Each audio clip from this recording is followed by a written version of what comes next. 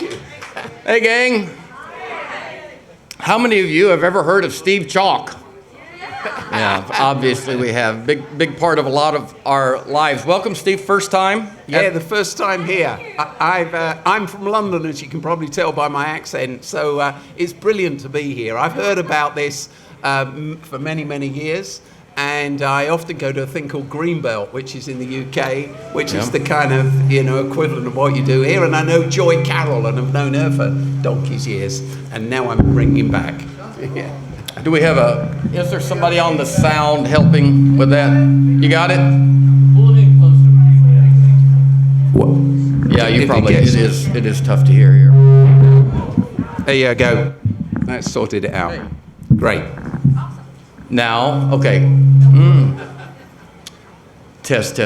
Good. All right, Steve. So we've never met. No, we haven't. Steve. So my dad's name is Steve, and my older brother's name's Steve. So I actually have been called Steve more than I've been called Stan in my life, obviously. But I just want to say, by way of introduction, they call me the Ryan Seacrest of Wild Goose, because I ran out of new things to say a long time ago. So now I interview people like you. Now I just want to say, on behalf of a lot of these folk, our attachment to you, I think a lot of people's attachment will be similar to mine. Evangelical kid in the 80s, United Pentecostal, modalist oneness Pentecostal. I migrated heretically to PTL and Assembly of God, and eventually came to believe that Billy Graham had a possibility of being saved. So that's how exclusivistic I was. But I was one of those kids, a long way from the main line, a long way from any access to education, that started reading people like Tony Campolo and Jim Wallace. And in their bibliographies really began to swim upstream. Yeah. I learned early on, if you want to really know what evangelical authors think, don't just read what they read who they read. And I found more in the bibliography, and obviously I just began to swim upstream. In the 90s, was a young teaching pastor at a large evangelical church in Nashville, and a lot of singers went there, and one of the singers was a guy named Mark Lowry. Y'all know Mark, the comedian. And Mark introduced me to Peggy and Tony Campolo. Oh. And Peggy and Tony Campolo, that was back in the day when, as an evangelical young minister, I was closeted, not sexually, but theologically. And we would sit in these think tanks with Tony and Peggy when they would come to town, just at their feet. And I found your book on the lost message of Jesus, and then eventually in 2012, the church that I led in Nashville began a discernment process on LGBTQ inclusion. It was going too slow for Peggy, and she sent me a long letter in the fall of 2012. And if you know Peggy, she's a beautiful soul, but she excoriated me. And she essentially nicely told me that I was better than this and needed to speed up. And she told me what you were doing. That was about 2013. So we kind of were doing the same thing. And then the lost message of Paul came along. So I don't know how well everybody knows you. You've been a big part of my life. And I don't know whether to start talking about you and why you still call yourself Baptist, and I don't know whether to talk about Oasis, or the fact that you're a world record holder, fundraiser, or the lost message of Paul. So just jump in where you want and introduce yourself. Well, I'll tell you about Peggy. Do you know about Tony and Peggy Campolo? Do you all know Tony and Peggy? Yeah. Well, I had the privilege of speaking at Tony's memorial service. I came across to Philadelphia for that, and everybody been talking about how great Tony was, and Tony was great. He's the biggest mentor for me in my life. I've met him when I was 30. We were on the kind of evangelical speaking tour together, if you see what I mean. We kept bumping into one another, and I could perhaps tell you later the story about how I became Tony's friend. He became my friend, and in the last years of his life, each year, since he had a big stroke about 6 years ago now, just as the pandemics were starting, for the last 5 years, each year I went for 5 days, and I just lived with Tony and Peggy in their care home. So I owe Tony Campolo so much. But it was his memorial service, and everybody was talking about how great Tony was, and Peggy was sat on the front row. And so I told them this story, which I'll tell you because it's a great introduction. to all this. Back in 2010, 2011, I wrote a kind of theological paper on why I was going to marry same-sex couples to one another, even though it was legal. I kind of thought, hey, you can do it. Who can stop you? You know. So I wrote this thing, and it caused this huge. Everything blew up in the UK, and I was banned from this and banned from that and thrown out of this, and my books were removed from bookstores and all the rest of it. But what happened was Tony and Peggy came to England a couple of years later. Peggy didn't always travel with Tony. He was always traveling. But on this occasion, Peggy came with Tony to England. And Peggy is the most progressive of people. She's an extraordinary woman. And so I go to Heathrow Airport, one of London's airports, to pick Tony and Peggy up. And Tony climbs into the front seat, next to me as I'm driving, and Peggy gets into the back with my wife, whose name's Cornelia. And we're driving out the airport car park, and we got to go the 30 miles into central London. And what happens is, Peggy, we've not even left the car park, and at the top of her voice, Peggy says to Cornelia, it's not really aimed at Cornelia, it's aimed at Tony. Peggy says to Cornelia, you must be so proud of your husband. She says, every day I pray that I might have been married to a husband who had the courage to stand up and say what he really thinks. But I guess, Cornelia, not many women get to marry a husband like you. She keeps going and she says, you can't imagine what it's like to be married to a man who hasn't got the courage to speak up and say what he really believes. But I'm praying for the day when Tony will, in actual fact, find that he has to explain what he really believes instead of what he thinks he ought to believe to get the dollar off those evangelicals. And she lays into this, and she does this half the way to London. So the thing is, I told that story in a slightly different way at the Tony's memorial, and I said, Tony, I owe Tony more than probably any other human being I can think of. I owe more to Tony than that. And honestly, I cry when I think about my loss of Tony. But I do know this, that half of Tony's brilliant ideas were actually Peggy's. There you go. One time we were sitting with Peggy and Tony, probably 2011, and we were used to kind of the shuck and jive, good cop, bad cop that they did around homosexuality. And Tony was pressed, and he began giving this long, elaborate answer that we had heard him give for 25 years, such a stilted political thing. And Peggy leaned over to me, and she whispered in my ear, sigh. and then another time in that, she leaned over and she said, don't listen to him. And but I listened to him, and he was a huge part of my life. Yeah. With you, I think about Oasis. I think about your life as a Baptist pastor. I think about your work, on atonement and the books that kids like me could access back then. How does all that, it seems like 5 different disparate things: human trafficking, Oasis, atonement theology, rediscovering Paul and making him applicable. All that has some common center for you? It does have a common center. So just my story, Oasis, we've referred to this thing called Oasis. When I was 14, very quick story, when I was 14, I became a Christian. I became a Christian by mistake. It wasn't that I was trying to become a Muslim or something, but I became a Christian by mistake. It was simply that I went to a school that was a dump. I failed everything in this school, and I went to a very poor school as an 11-year-old, and we were all taught that we would spend our lives in factories on assembly lines. We wouldn't work with our heads, we'd work with our hands, and that's what I expected of myself.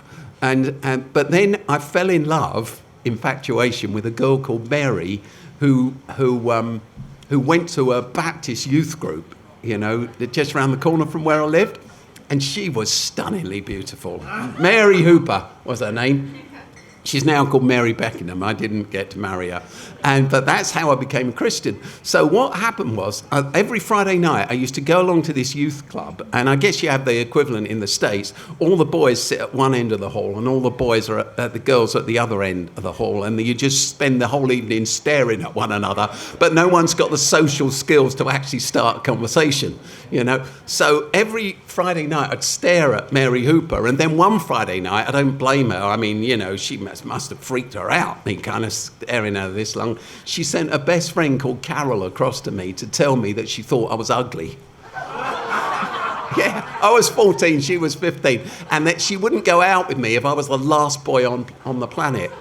And that night, I still know Mary. And I thank her for it endlessly, for that, because it was an extraordinary thing. So that night, I stumbled home Mary-less.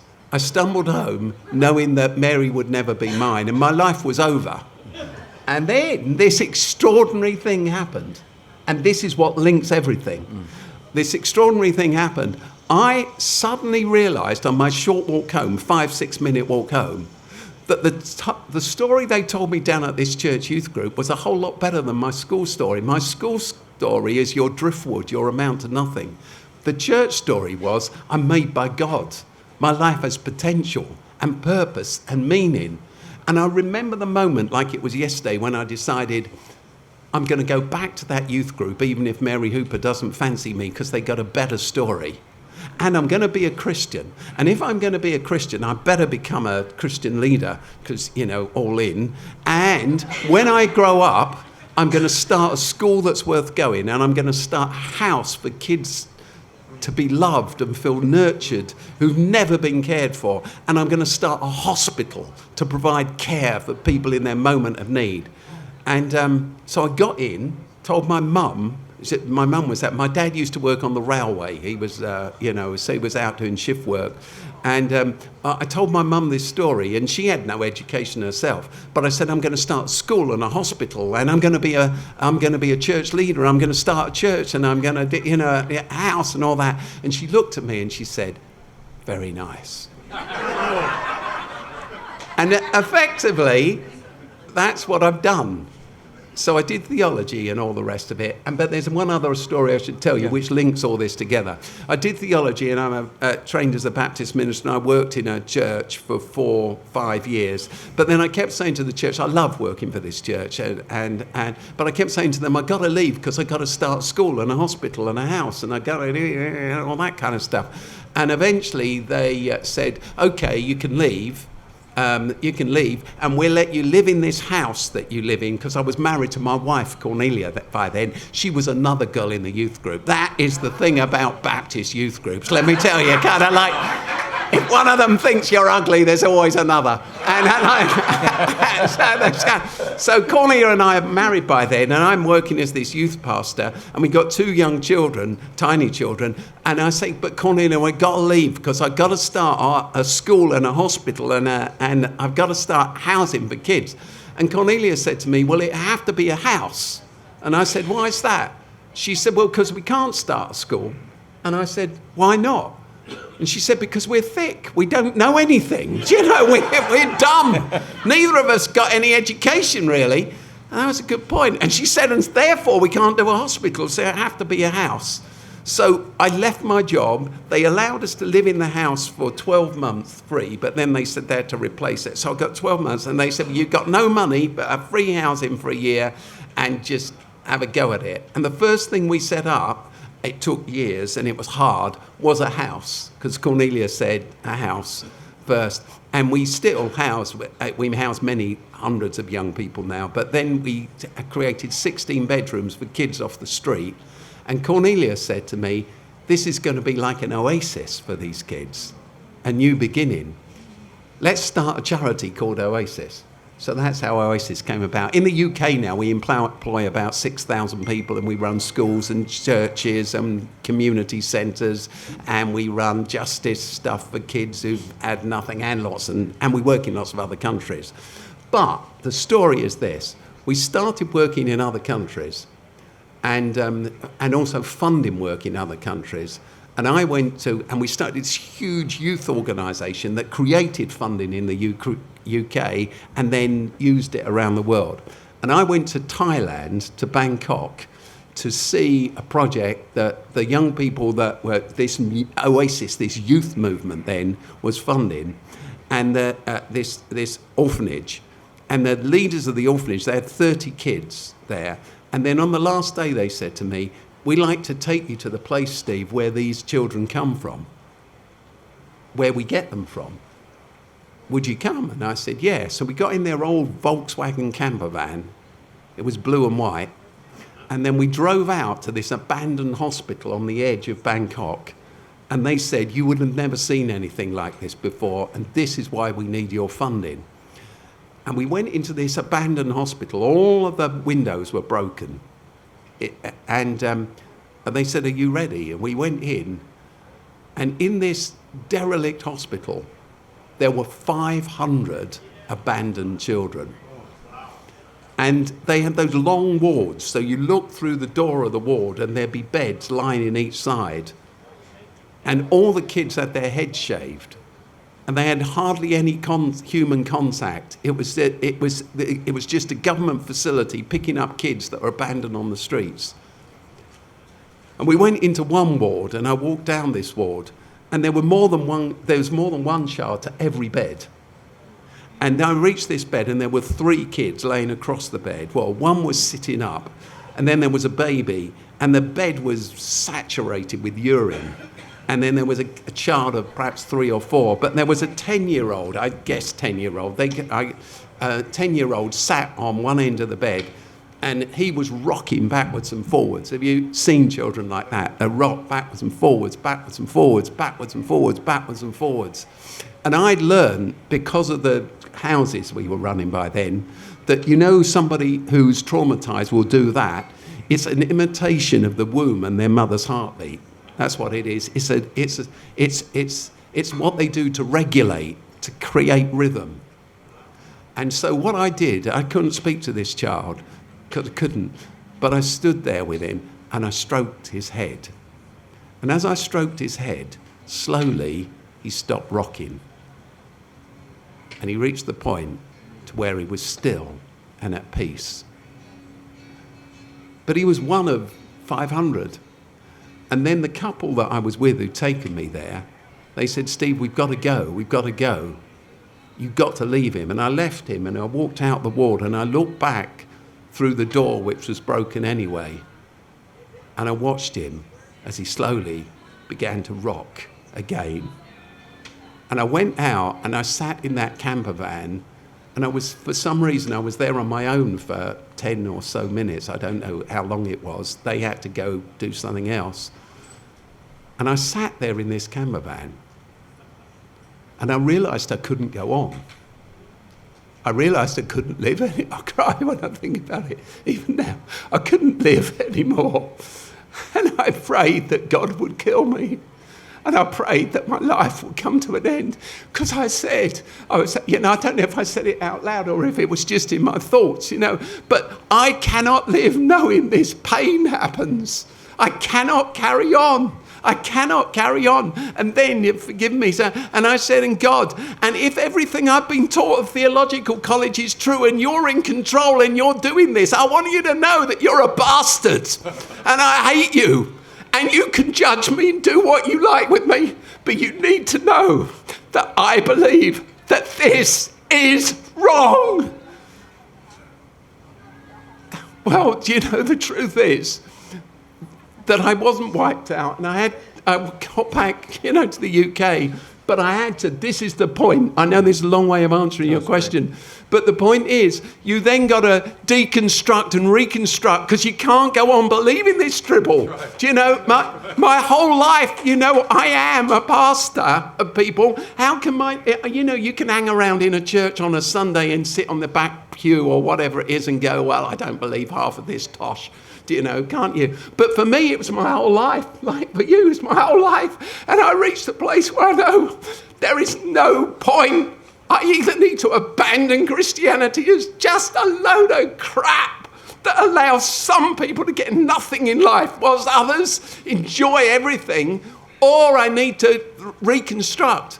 But I need to do that with sincerity and authenticity. I can't tweedle around verses and dump Bible verses I don't like and live off a kind of reduced, a canon.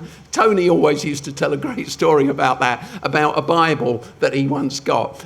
He was involved in producing, and it was and then they posted them out. They were actually blank. It was called My Bible. And you posted out My Bible. And when you got My Bible, it looked like a Bible, leather bound. But when you opened it up, it's completely blank. But underneath the Bible in the box, there was a tube of glue and some scissors and some instructions. And it said, My Bible, take your existing Bible, cut out all the verses you like and stick them in here and abandon all the verses you don't like. My Bible. And that's what people do. They live off a reduced canon, and they're not, So I had to work this through theologically, which led me to all these places, to reconsidering the writings of Paul, to reconsidering how revelation comes slowly through history, to reconsidering that some of the laws that we still quote, the 613 laws in the Old Testament were written in the Middle Bronze Age, and it's Bronze Age morality and Bronze Age thinking, to reconsidering the Bible isn't a book at all, it's a collection, it's a library, and it has different voices and different opinions depending on personality and politics and all the rest of it, and it does contradict itself, and anybody who thinks the Bible has no contradictions in hasn't read Genesis 1 and Genesis 2, because they contradict one another, but they were never it's a library, and when you go to a library you expect different opinions. You go to a library to get different views. The Bible is not a book. It's just appeared as a book since the printing press. Well, not even since then, since Victorian times, really, when printing became popular. Why did Martin Luther, the great reformer with whom I have some arguments, let me say, why did he say, I don't like the book of James, it's a book of straw? Do you know, he didn't like several others as well, but we all know, even in a Lutheran Bible to this day, the book of James comes at the end. It's in a different order because he lost the battle to get it kicked out, but he got it demoted to the last book. It's after Revelation, trust me. He said James is an epistle of straw. Do you know that? Why did he say it's an epistle of straw? Because James said faith without works is dead, and Martin Luther said you're saved by faith alone. So James didn't fit. That voice in the library didn't fit, so bung it out. Why was he able to do that? Because who fixed the books in the Bible? Who decided which books are in the Bible and which books aren't? Shall I tell you who it was? The printer. And that's not a throwaway, it's true. That's why the Catholic Bible's longer than the Protestant one, and that's why the Orthodox Bible's longer than the Catholic one. They got 73 books, Catholics. We got 66. The Ethiopian Orthodox Bible is 84 books long. Because what happened was, for St. Augustine or someone, what's the Bible? It's the different scrolls that you happen to have and can afford, and you've got different ones but in the end, when the printing press came, and we thought, hey, let's put this into a book, the printer rings up, and says, hey, which books do you want in and what order are they going to be in? And you decide, and the Catholics decided different to the Protestants, and that's what happened.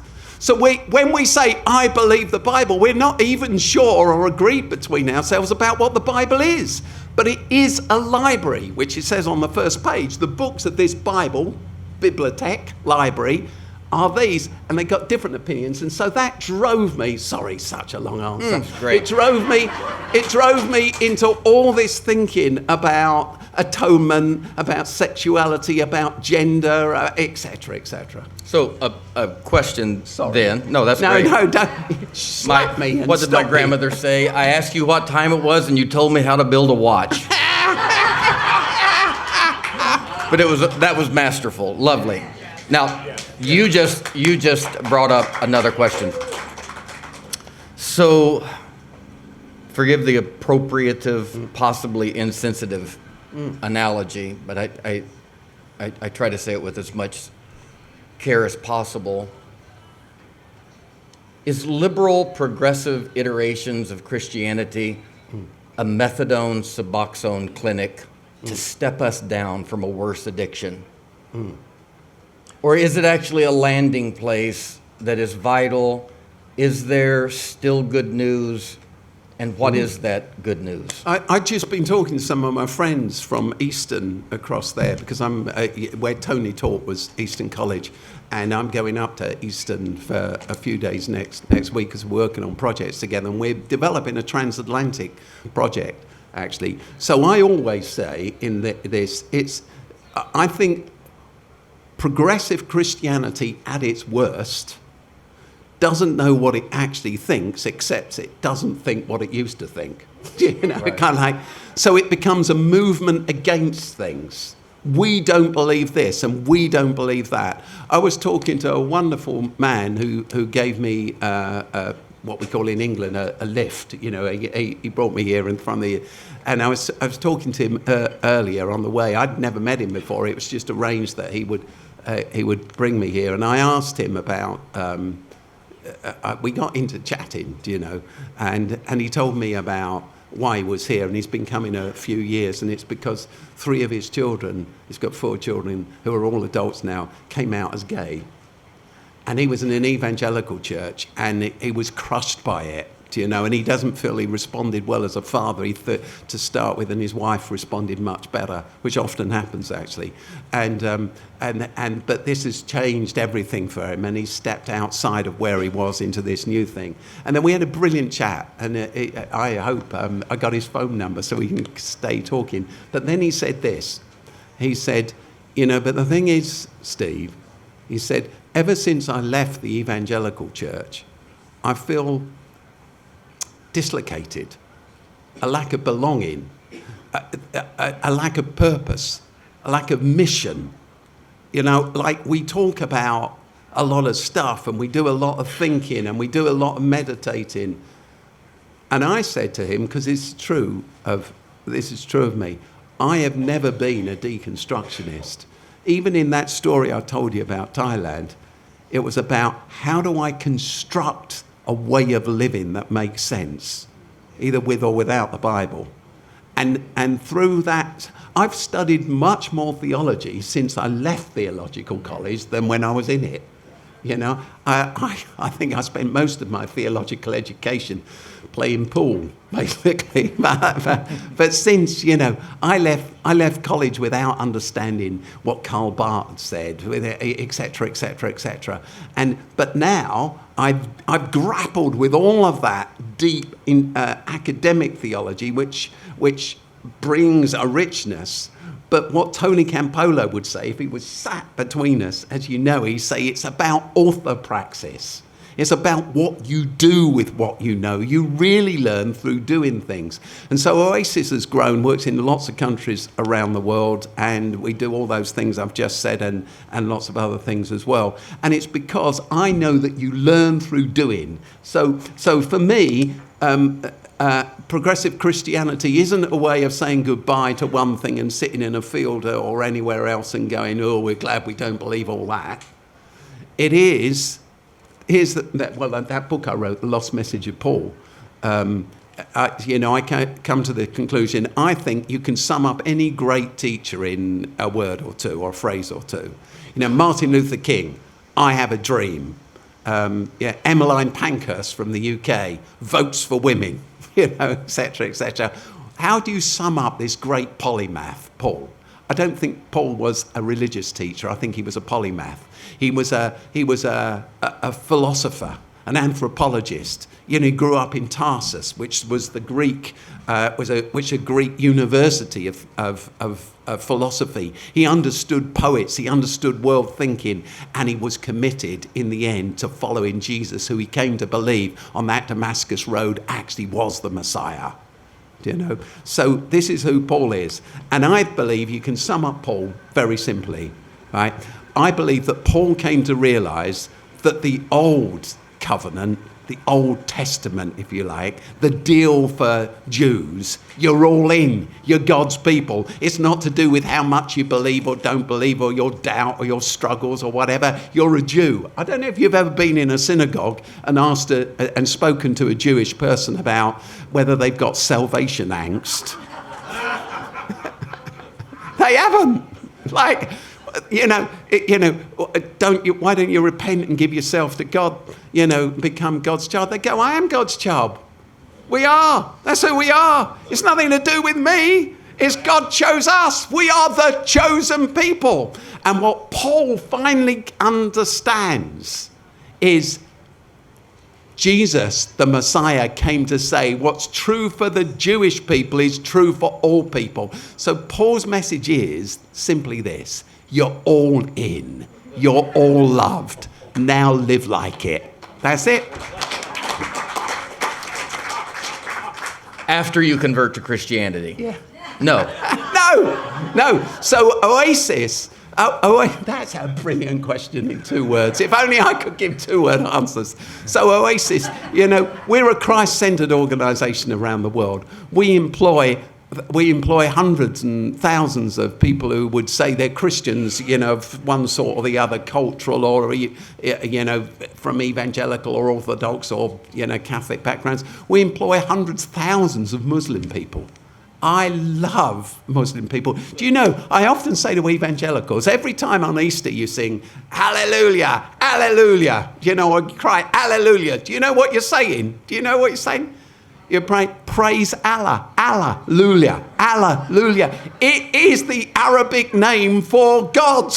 If you read an Arabic New Testament, you're worshipping Allah. Kind of like that. I believe this. Genesis chapter 1, in one sense, is all you need.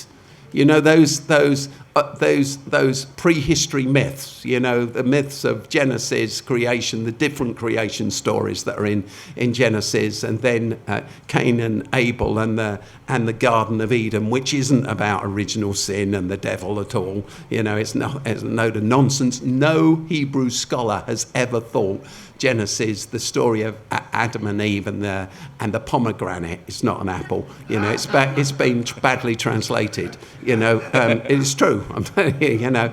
No Hebrew scholar before Jesus or since Jesus, because we have the teachings of the old scribes. In the Mishnah, which pulled together the teachings of the scribes shortly after Jesus' life. We know that no living Hebrew scholar ever has thought that Genesis chapters 2 to 4 is about original sin or the curse of humanity. It's all in Genesis chapter 1, which is why the editors put the song of Genesis. It's a poem, Genesis 1, as you probably know, but and it's a satirical take on the Babylonian creation story where Marduk, the god of the Babylonians, creates human beings but doesn't care for them, and they're created out of a battle between him and his mother, where he slays his mother and slits her open, and the universe and the stars are actually his mother splayed out, and then humans are created by a mistake. But only the king of Babylon is made in the image of God. If you don't believe me, you can Google this, before when you leave the text, Babylonian creation myth or story, and you'll see it's set out just like Genesis 1. But Genesis 1, the genius of it, is the writer. Well, it was an oral story before it was written down. It looks like the Babylonian creation story, but it's good. It's not bad. It's not out of battle. It's out of love. And then you reach this fantastic verse. This is all you need to know, in my view. All you need to know. Genesis chapter 1, verse 27. You're on the first page of this whole library, and it says this. And then God created them in our image. Male and female, he created them in our image. Our representatives. Every man, every woman, all of humanity, every human is created in the image of God. And God says, it is very good. Woohoo! woo! Everybody's in. Now live like it. And Jesus, for me, when he said, I'm the way, the truth, and the life, he's a Hebrew thinker. He knew that Judaism was a way of life, not a religion. You know, Isaiah says, walk in this way, live this way. And Jesus said, look, I'm a model of how to live. Love your enemy. Who is your neighbor? Everyone. Love God with all your heart and soul and mind. Love Allah is what the Arabic New Testament says. Jesus actually says, love Allah with all your heart and soul and mind, and love your neighbor as yourself. Everyone's in. Everyone's in. Now live like it, and Jesus is the way to do it. Amen. Wonderful. Following your life, one of the questions that begs for me, because I think I was similar, your heart and mind was broadening along those lines. And yet you only got around to sexuality and LGBTQ inclusion in 2013. It's interesting because I work continually with families from Southern Baptist, Assembly of God, Nazarene, Church of Christ, Protestant, conservative, who have a queer child, and it begins to unravel the whole thing. So they start, inductively with a micro issue and work their way back to the bigger ones. You started with the macro issues and had everybody in, and then 20 years later said, we ought to treat queer people differently in the church. Why that order, and how did that happen? Oh, yeah, well, that's because I suffered from the same problem as Tony. You know? So, again, I'm not misquoting Tony. You know, I knew Tony for 40 years, inside out, you know.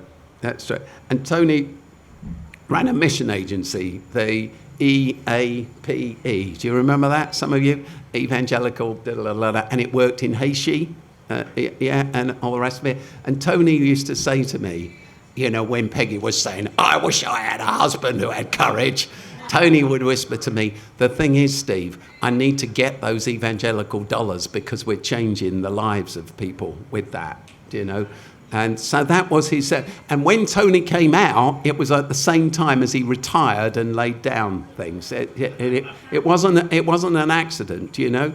So he was very responsible to all his obligations.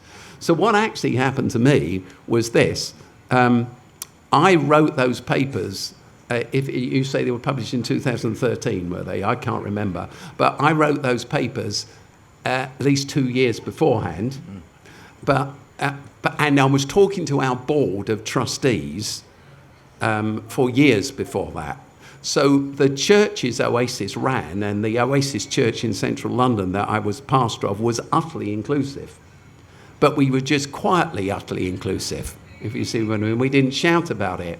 And then I said to our trustees, the board of Oasis, years before it came out, and don't blame anyone for this, I said, you know, I should write about this. They said, Steve, if you write about this, we will lose hundreds of thousands of pounds of funding, and you will make people redundant, and their children will be insecure, and their homes will go.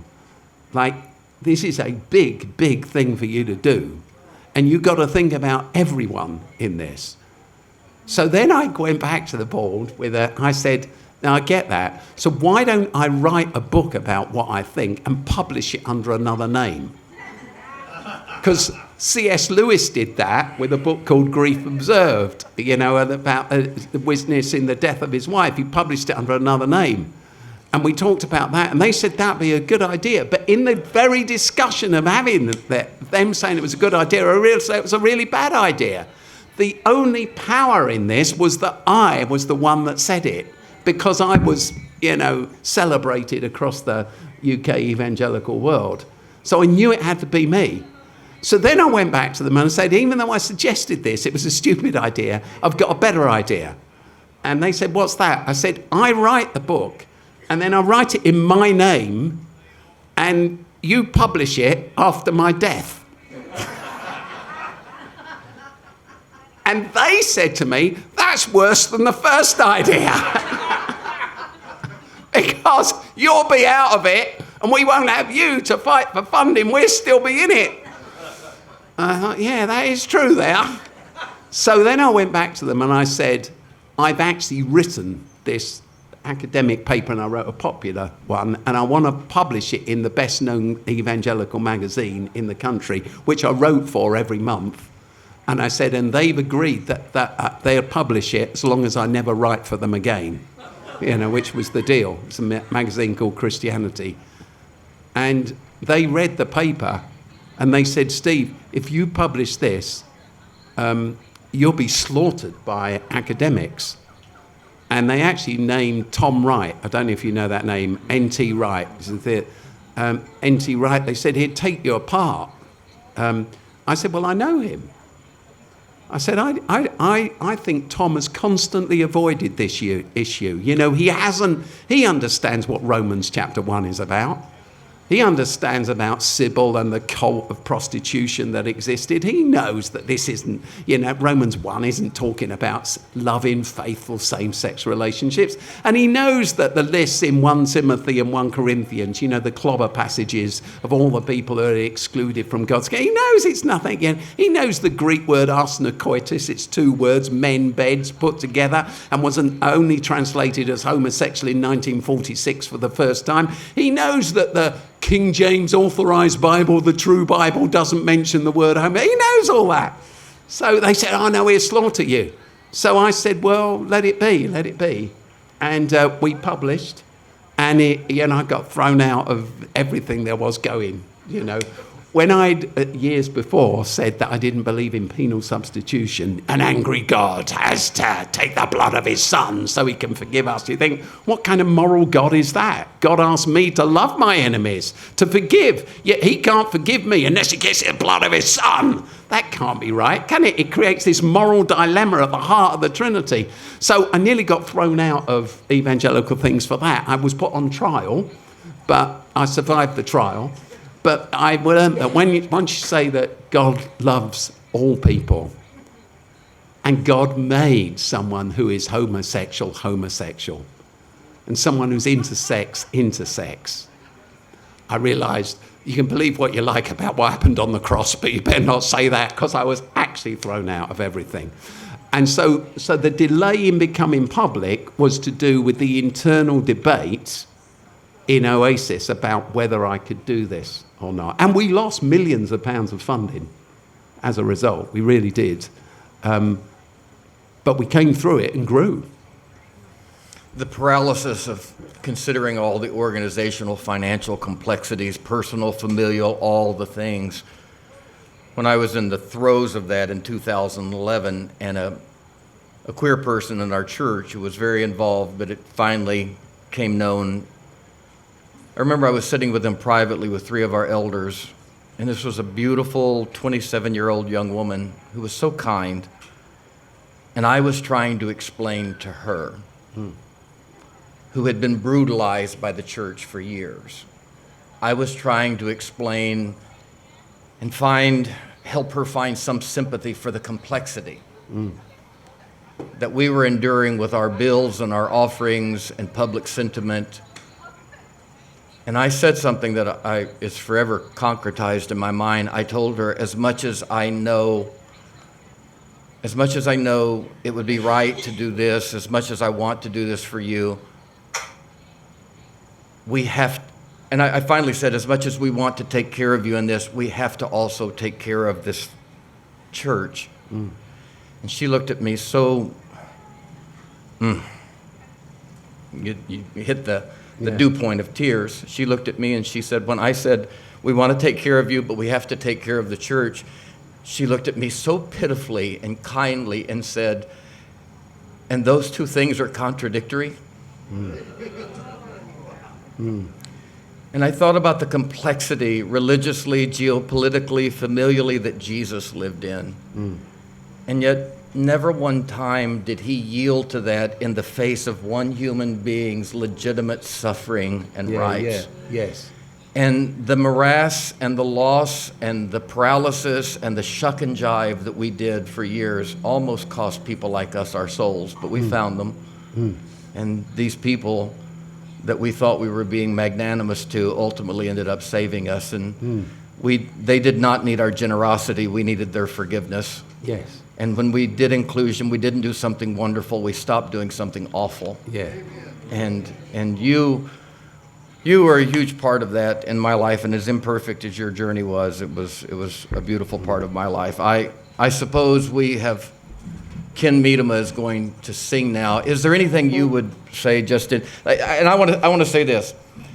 There should be 14,000 people here, and to give an illustration of who you are to me and who you are in the church, I was at a Diana Krall, a great jazz singer, very popular jazz singer, a concert, and I knew some friends of hers, and they took me backstage, and I asked her an important question. I told her, I said, "You're my favorite jazz singer. Who is yours?" And she said, "Have you heard of Shirley Horn?" And I said, "I hadn't." Lena Horne, yes. Shirley Horn, no. She said, "Most haven't, but she is the artist. And we're very geocentric here in North America, and a lot of people don't know about you. But for those of us who have been singing this song, you were the artist, and you were the preacher's preacher, and I owe a lot to you." I mean that. Thank you. Before Ken does his magic, is there any parting love you'd like to give? Yeah, well, the thing I would say is this. In the UK, we used to have when my kids were growing up, we used to have a program on. Perhaps they played it out here in the States. It used to be called the A-Team. Do you know? Yeah. Mr. T. Yeah, Mr. T, B.A. Baracus and all of that kind of... You remember that? Yeah? Yeah. Well, the thing is, it was an extraordinary thing, isn't it? The A-Team was about 40 minutes long or whatever. And, whenever you got a problem, who you're going to call? You're going to call the A-Team. The A-Team take on anything. And in 40 minutes, they sort out any worldwide problem without anybody actually being killed. It was amazing. There were loads of bullets and explosions, but everybody gets up and walks away and the world is restored. And what I would say is this.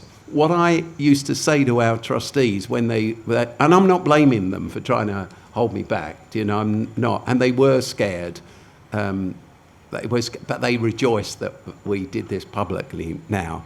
But I said to them at the time, and I say to people all the time, I say to myself, there is no A-Team coming. There isn't an A-Team in some huge shed somewhere that God's going to roll out to sort the stuff. We are that team. We are that team. Which is why we need to be constructionists, not deconstructionists. Tomorrow, actually, is an advert for what I'm going to do tomorrow morning at 8:30, wherever it's going to be, for an hour and a half. I'm going to talk about how Oasis has built schools, how we have worked with government. We have just brought about revolution in the UK, where kids who've murdered people or attempted to murder people, who've never been loved, never been cared for, they've grown up in poverty and developmental trauma and neurodiversity. It took 14 years, but taught the government instead of sending them to jails, where they locked up and then they reoffend and cost the state a fortune, we taught the government into allowing us to do something new. It's called Oasis Restore. It opened last year. And we take the most complex kids with the most broken backgrounds and we create hope for them through loving them. The state has taken away their freedom, which is their punishment, if you like. Ours is to rebuild them. All behaviour is communication of internal pain. You cannot help somebody by hurting them. You cannot heal them by punishing them. So the reason I tell you just that one little thing is tomorrow is going to be about how we actually be the A-Team and how we build things that construct things. To finish with Paul Simon, seems a good thing to do as we hand over. Paul Simon had that song, "One man's ceiling is another man's floor." Our generation's ceiling will be the next generation's floor. We've got to get as far as we can and construct as much as we can, because the generations that come beyond us will build on that. You are the A-Team. Steve Chalke's first Wild Goose and first session at Wild Goose. Thank you.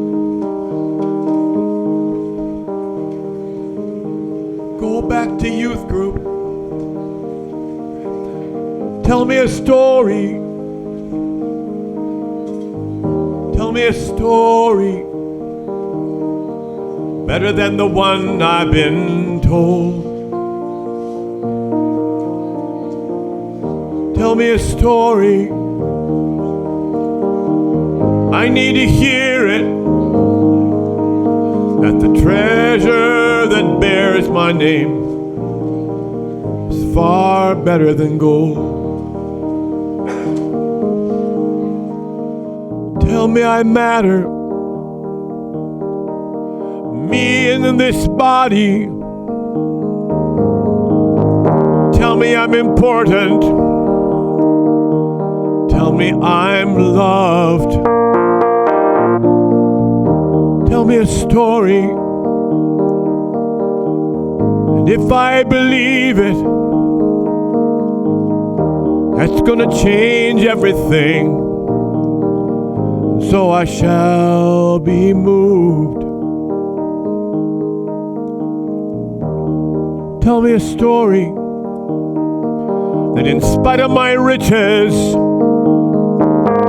in spite of my cravings, always for more and more. Tell me a story. I need to hear it. Tell me something's better, something to be living for. Tell me a story. Tell me that everyone's all in. Tell me a story. And this is the way we begin. Tell me a narration that says I've got so much to give. Tell me it's just about the way I live. I have been damaged. You have too. But here's the story for me and for you. You and I matter more than we can ever know. And that is our story. That's where we begin to go. So come back to youth group. Tell everyone that story. Everyone you come across on the city streets. Tell them the story. It's Genesis 1. That's all we need to know it's all very good. And that is the place we'll meet.